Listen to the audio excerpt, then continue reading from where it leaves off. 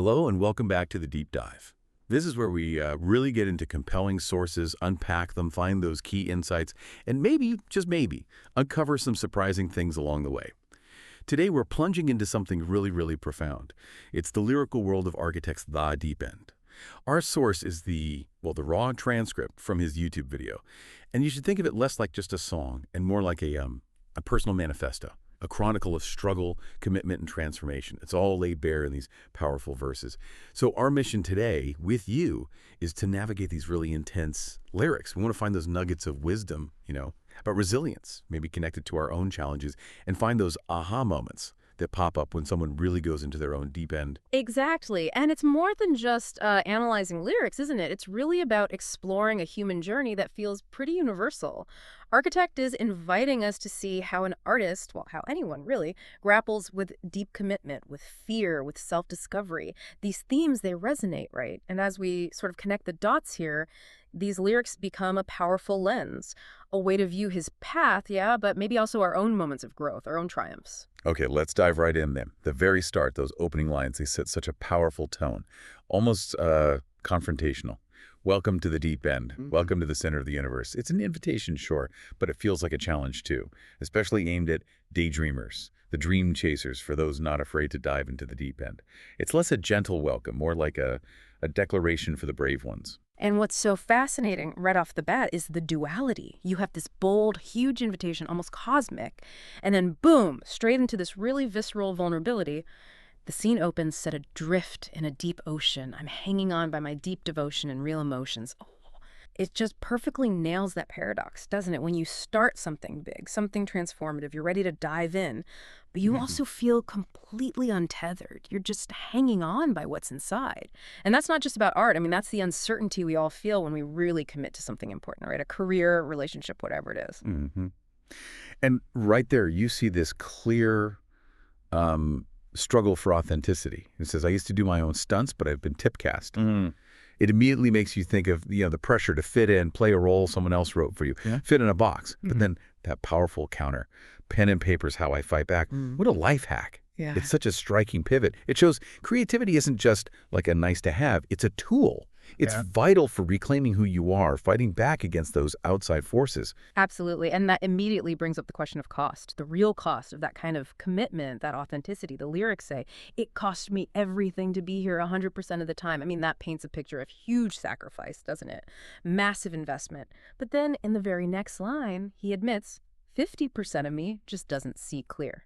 And that's not just doubt. It could be like cognitive dissonance, maybe even that imposter feeling that hits even really dedicated people. You give everything, but part of you is still foggy, uncertain, maybe not fully there. It's that tension, isn't it, between total resolve and just, being human. Yeah, that internal conflict. And it leads beautifully into what seems like a source of strength, almost a secret weapon. Quiet place is where I break, but I'm rock steady. It captures this idea that resilience isn't about being unbreakable. It's about finding strength in the vulnerable act, processing things alone. It's like understanding that breaking isn't failing. It's actually part of growing. True strength isn't never faltering. It's having that space to really feel it, integrate it, and come out stronger, maybe because of it. That's a really powerful point. It reframes vulnerability completely. Okay, so moving from that internal struggle. Yeah. The lyrics then take us deeper into confronting fear directly. He says explicitly, it's like he's calling on my deep fear. Very direct. And then how does he describe how these challenges ramp up once that fear is activated? A slow crawl turned into a massive snowball. Right. And if you think about that psychologically, it's such a perfect picture of how small anxieties, small fears can just gather momentum so quickly they become overwhelming. Like the amygdala hijack idea, where your fear response just escalates a manageable worry into this huge threat. And the next line, another peak snare, unload it all but don't fall, that speaks to facing both things, right? The external criticism, those peak sneers, and the internal weight of that snowballing fear. It's like this urgent command. Keep going, shed the weight, but stay upright, don't collapse. And he acknowledges there's a summit on each tier. Challenges aren't just one-time things. They keep coming, they evolve. It's a climb that never really ends, demanding constant grit. Constant grit. And there's also this really interesting reflection on like the impact you've already made. An introspection. Infinity loop, I loop back, tried to tiptoe around the truth as I left huge tracks. It gives you this image of trying to downplay your past, maybe wish it was less messy or controversial. Or like trying to erase it? Exactly.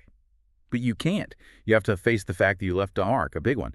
It reminds you that your history, your tracks, they stick around. And that leads into this really striking picture of how he engages with hardship. It's not passive at all. He says, "When it rains, it pours, I thank the Lord, and then I race straight to war to tape record and lay out and face the floor." Wow. It's active, isn't it? Almost ritualistic. He's not hiding from the storm. He's embracing it, documenting it even. That tape record and lay out and face the floor part, it feels like partly being a journalist of his own struggle, capturing the truth, and partly maybe a meditative thing, like a stoic way to process the pain, just accepting reality, facing it head on, and trying to make something meaningful out of it instead of letting it crush him. Okay, this is where it gets really, really compelling for me. The lyrics dive into how pain itself can transform you. Yeah. Every scar creates a thick armor, it says. So it's not just about getting through it, surviving. It's about actively using those struggles to build something stronger. The wounds become your defense. Yes. And that speaks so directly to what psychologists call post-traumatic growth, or PTG. It's not just resilience, which is like bouncing back to where you were. PTG is about bouncing forward. Go forward. Okay. Yeah. Research shows that after really tough times, a lot of people actually report positive changes. They don't just recover. They integrate the experience. They forge new strengths, maybe deeper relationships, find new meaning, appreciate life more. So R.Kitect's thick armor, it isn't going back to the old self. It's a new self, constructed, made tougher by the very things that tried to break it. That's fascinating. And this leads him to question the purpose of the pain, doesn't it? He asks, is this pain just a fight or is it karma? I guess we suffer for his name and his honor. It feels like a search for meaning, trying to elevate the suffering beyond just